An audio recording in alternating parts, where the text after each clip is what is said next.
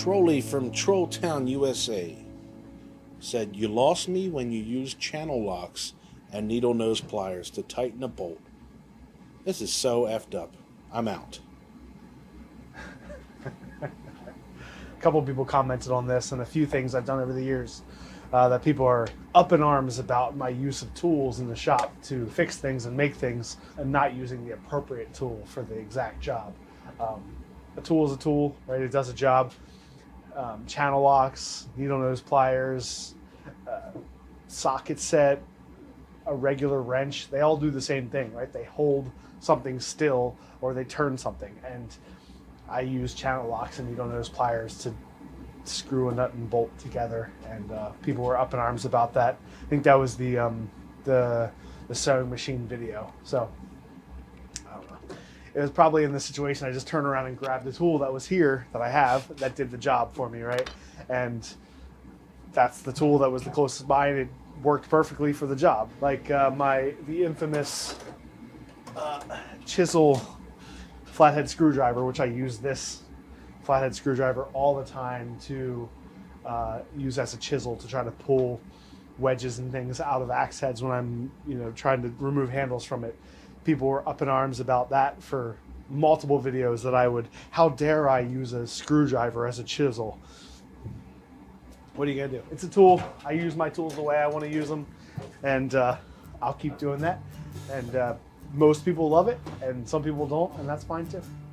Hey guys, welcome back to the Art of Craftsmanship. My name's Dustin, and today in the shop I'm going to be answering and responding to some of your questions and comments. Devin will ask me the questions, and I'll do my best to respond and give you either a good answer or a good reasoning why I've done something. At the end, I'll do a little show and tell and show you something I have cool in the shop. N. McIver from Patreon. I got some suede mostly because it was cheap. But now that I'm home, I'm questioning if my 3mm punch is too big or not, if it's the right method for suede. Should I treat it differently than this leather? Any thoughts? Looks like he got a coaster set from Tandy and's working crafts with his daughter. Right. And MacGyver, so thank you first of all for being a patron and asking a question on Patreon. When you're punching holes in leather, there are different ways to punch holes. You can either use an awl to do your holes by hand. You can use stitching chisels, or you can do stitching punches. So he's talking about using a 3mm punch, which will put a 3mm hole to punch all of his holes to stitch. Now that would work.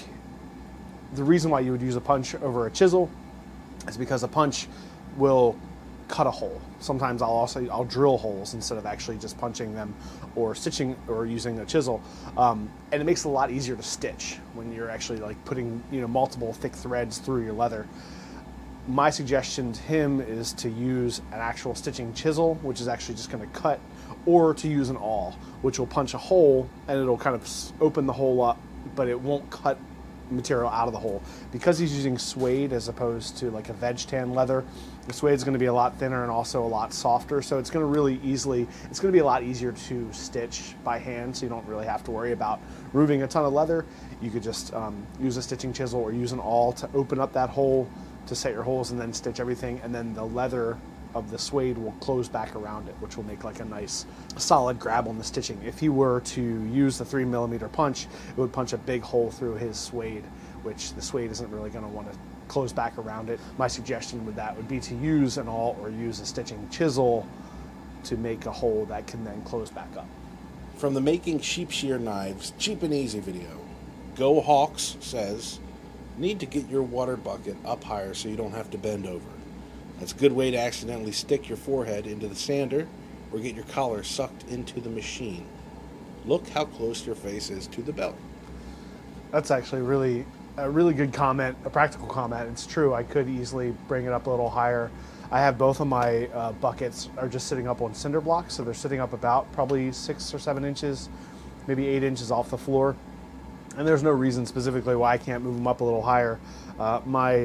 My newer grinder, which I use a little bit more often with the VFD on it, actually has the vacuum. The shop vac is attached to it, so I flip that on when I'm grinding any type of wood. So that's kind of inhibiting for it to go up too much higher, but I could definitely move it up another 4 or 5 inches. I could throw something underneath of it and move it higher. It's a good question, or a good comment. I have kind of thought about that as well in the past, where I'm like, dipping my hand down into the bucket, and occasionally the belt is a little close to my face. So, Have you ever got anything caught or like buzzed your head? no, I haven't ever buzzed my head or face, fortunately.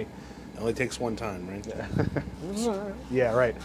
Better to take care of it now. So thank you for that comment. That was a good suggestion. In the Restoring a 200-Year-Old Mystery Post Vise, Bud Martin says, did you reharden the spring off camera? On the post vise, you have the two arms, and they're connected by a hinge lower down, so they open and close like this, as opposed to a machinist vise that when you unscrew it, the actual dynamic arm is moving in and out on the screw. So with a post vise, you need to make a spring that pushes those two arms apart when you unscrew it. From what I read and the research that I did, they all said that you didn't need to reharden that spring. So I heated it up, I formed it, I forged it out into the shape that I needed it, and then I just put it right onto the post vise, and it worked fine. And it has enough. I think that the carbon level in it is high enough that even if I didn't heat treat it, it still kept that high carbon and is still able to spring back and forth. So no, I did not heat treat that spring off camera. I didn't actually need to heat treat it afterward. I just forged it and then put it on, and it worked perfectly fine. Under the Making a Knife, the Bushcraft Woodlore clone video, Richard Monson asks, do you have to use liners under the scales? He's talking about the liners, the thin material you put between the wood scales and the actual tang of the knife. And I would say the short answer to that is no. You don't have to use liners. Liners are predominantly just aesthetic. So these are liners. These are all G10, which is a epoxy or a resin-based fiberglass. And they're just a stable material, so they're not going to move. They're not going to shift the way wood does. Now, this is stabilized wood. This is stabilized curly maple. So something like this is also not going to move over time because all of the spaces inside the wood have been impregnated with a resin and a stabilizing liquid. When you put a liner against a handle scale like that, you're putting a barrier between the metal and the wood, which sometimes can help to keep the wood from moving so much. It doesn't have so much of a moisture change when you have a barrier between metal and wood, and something it can stick to as well. So it adds detail, it adds a look, it adds an aesthetic quality to the knives, but it's not important. It doesn't absolutely have to be there. That being said, you might find different opinions on that throughout the internet and throughout different people. Some people really think that liners are important. But I've found that, using wood handle right up against metal ones that I've had for years that I've used out in all weather, they've all been fine and they haven't really moved too much. I also have old knives that have been around for over 50 years that the metal is very much shrunken and loose on the scale. So is that because of the weather? Is that because of the way that they were attached at the time? I'm using modern epoxies to mix together to attach my wood to my metal, or the wood to the liner to the scale. So all those things, they change over time. So in my opinion, it's not super important, but I think it looks really good. If you have a decent piece of wood and you treat it correctly and you glue it onto your metal properly and you affix it properly using either a mechanical hold or a rivet, you'll probably be safe to have just wood directly against your metal.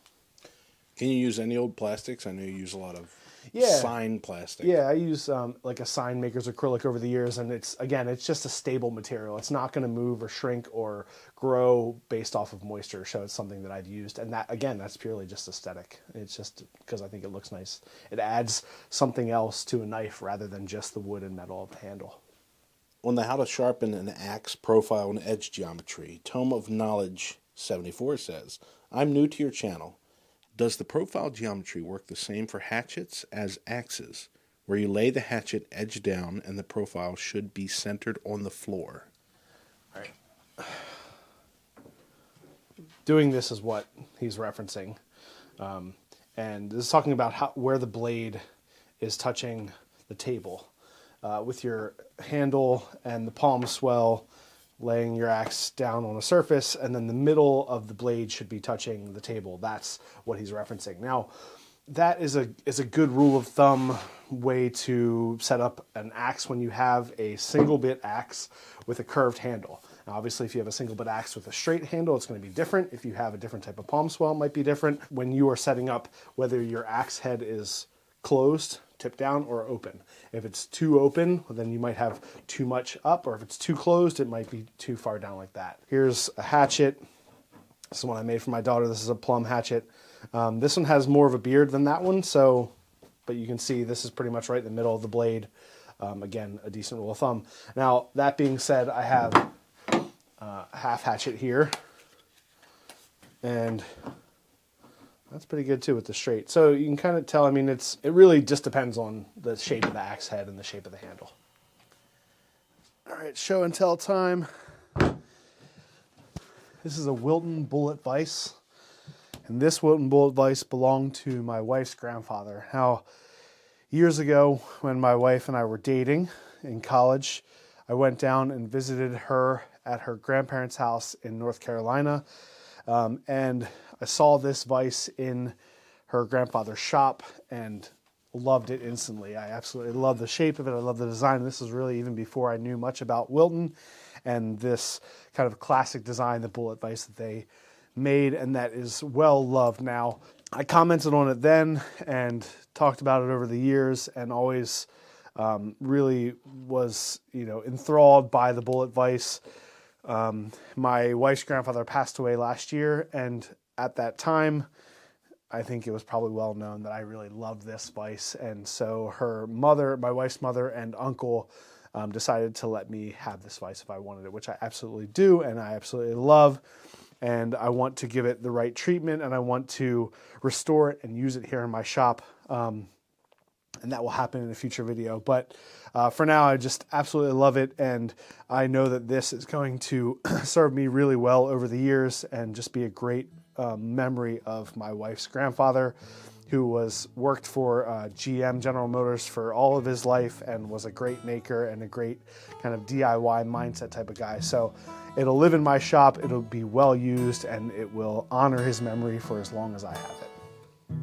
All right, everybody, well, thank you for watching. Remember, if you want to have your questions answered, you can always drop us a comment down below here in the comments, and we'll try to look through them and pick some good ones for future videos. You can also head over to patreon.com, become a member there, and we will absolutely answer questions of those people who are our patrons on our Discord channel, however you do it, like we did in this video as well. So thank you all so much for watching. Make sure you don't forget to like and subscribe, and we'll see you on the next video.